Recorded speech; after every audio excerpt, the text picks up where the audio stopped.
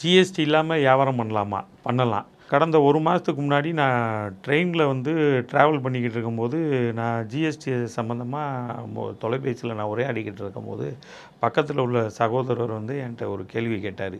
Sir, GST வந்து எனக்கு எடுக்கணுமா? அதை பற்றி என்ன கொஞ்சம் சொல்லுங்கள் அப்படின்னாரு. அப்போ அவர், நீங்கள் என்ன பண்ணுறீங்க சார் அப்படின்னு கேட்டேன். நான் மளிகை கடை வச்சுருக்கேன் அப்படின்னாரு.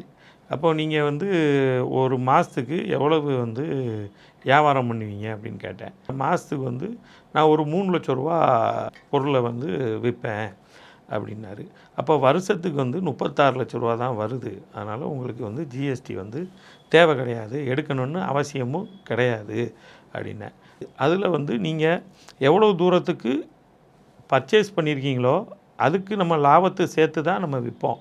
அது என்டையராக பார்த்தீங்கன்னா வருஷத்துக்கு செக்ஷன் 22 படி நமக்கு லிமிட்டேஷன் கொடுக்குறாங்க. 40,00,000 வரைக்கும் உங்களுக்கு வந்து டேக்ஸ் எக்ஸம்ஷனு, அதாவது டேக்ஸபிள் ப்ராடக்டாக இருந்தாலும் அதுக்கு வந்து நீங்கள் வரி கட்ட தேவையில்லை அப்படின்றாங்க. அப்போது நமக்கு வந்து அவரோட அந்த சகோதரருக்கு வந்து வருஷத்துக்கே வந்து 36,00,000 தான் சேல்ஸ் ஆகுது.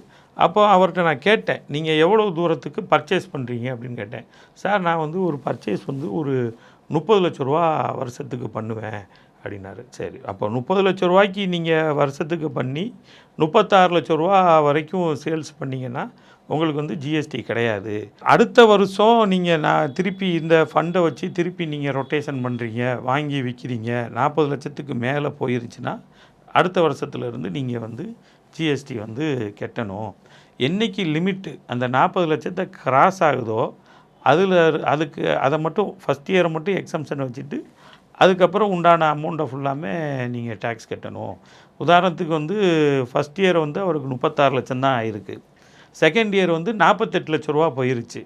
அப்போது இந்த 40,00,000 என்றைக்கு கிராஸ் ஆகுதோ அப்போது வந்து நீங்கள் 40,00,000 கட்டாதீங்க, அது கட்ட வேணாம், அந்த 8,00,000 மட்டும் நீங்கள் கட்டிக்கோங்க அப்படின்னு சொன்னேன். அப்போ அவருக்கு உதாரணத்துக்கு வந்து அடுத்த வருஷம் அவர் என்ன சொன்னாருன்னா, எனக்கு வந்து நான் சின்ன லெவலில் ஆரம்பிச்சிருக்கேன், அடுத்த வருஷம் எனக்கு வந்து இன்க்ரீஸ் ஆகும் சார், கண்டிப்பாக நான் டேர்ன் ஓவரை வந்து இது பண்ணுவேன், டெவலப் பண்ணுவேன், ஏன்னா எனக்கு வந்து அங்கே வந்து காம்படிஷன்லாம் இல்லை சார், என்னோடய டேர்ன் ஓவர் வந்து அச்சீவ் பண்ணுறதுக்கு எனக்கு இருக்கும்.